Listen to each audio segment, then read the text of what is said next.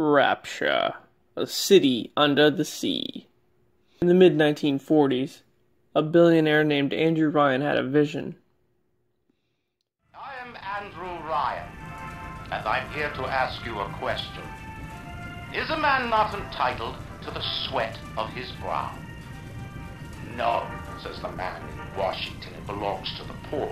No, says the man in the Vatican, it belongs to God. No, says the man in Moscow, it belongs to everyone. I rejected those answers. Instead, I chose something different. I chose the impossible. I chose Rapture.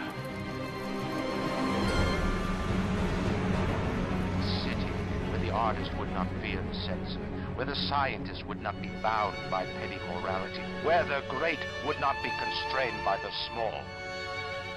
And with the sweat of your brow, Rapture can become your city as well.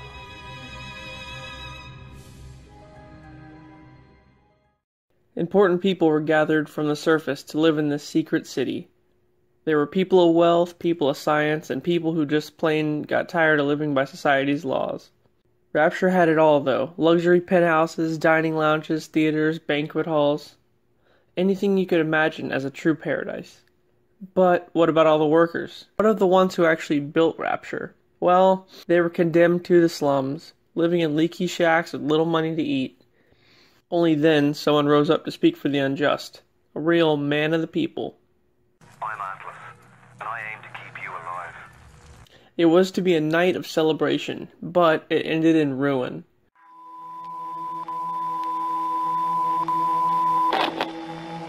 Good evening, my friends. I hope you are enjoying your New Year's Eve celebration.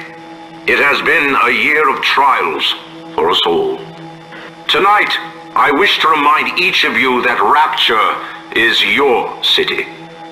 It was your strength of will that brought you here, and with that strength, you shall rebuild. And so, Andrew Ryan offers you a toast. To Rapture, 1959. May it be our finest year. Atlas led a group of outraged citizens against Andrew Ryan's leadership into a civil war. The first attack was at the Kashmir restaurant on New Year's 1959. The city was getting destroyed left and right. People were splicing up just to feel safe, throwing the city into more and more chaos. Meanwhile, though, Sophia Lamb, who was a renowned psychiatrist, escaped her exile in Persephone. As she went to retrieve her daughter Eleanor from Adonis, Subject Delta, who was bonded to Eleanor as a Big Daddy, stopped an assault from a splicer and then was forced to commit suicide by Sophia's plasmid. The city was doomed. What was once a beautiful utopia had fallen. Amidst all the fuckery happening was Atlas. Who was Atlas? Where did he come from? Well, before the riots, there was a con man named Frank Fontaine. He had a lot of money invested in Rapture and even owned Fontaine Futuristics, which supplied Rapture with Atom and more plasmids.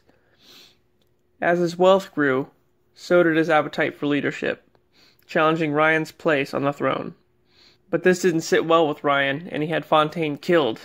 Sometime later, after seizing Fontaine's assets and making them his own, Ryan thought it was finally over. Sophia Lamb also challenged Ryan's authority, but he just threw her in confinement and turned her daughter into a little sister, with the help of Dr. Suchong. Then came the emergence of Atlas, a mysterious man who wanted the little guy to stand up to Ryan. Seemed a bit familiar. Ryan's men threw Atlas and his splicer followers into Fontaine's department store and sent it to the bottom of the ocean. In the end, what separates a man from a slave? Money? Power? No. A man chooses. A slave obeys. You think you have memories. A farm, a family, an airplane, a crash, and then this place. Was there really a family? Did that airplane crash? Or was it hijacked? Forced down. Forced down by something less than a man, something bred to sleepwalk through life until they are activated by a simple phrase spoken by their kindly master. Atlas did have an ace in the hole. It wasn't until Elizabeth freed him and gave it to him that he gained the upper hand.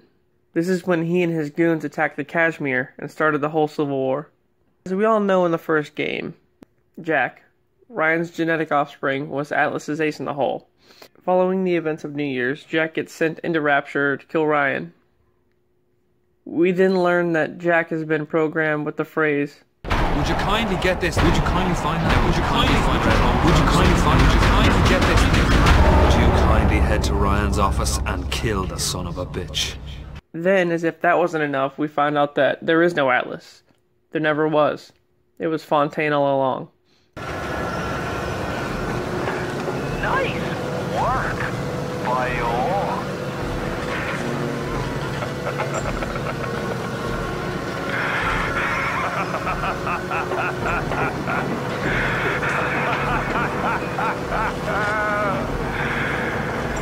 It's time to end this masquerade. There ain't no Atlas, kid. Never was. Selling my line of work takes on a variety of aliases.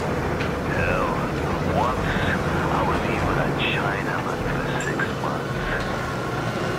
You've been a sport, so I guess I owe you a little honesty. The name's Frank Fontaine. Thanks to plastic surgery from Dr. Steinman, he faked his death and donned a new identity. Jack then kills Fontaine, who has been pumped with a ridiculous amount of Atom, and escapes to the surface with the remaining Little Sisters. I would go into the whole Subject Delta / Lamb storyline, but that's years later and it's not really relevant to this. So there you have it. A beautiful city that was doomed to fail at the hands of greed and jealousy.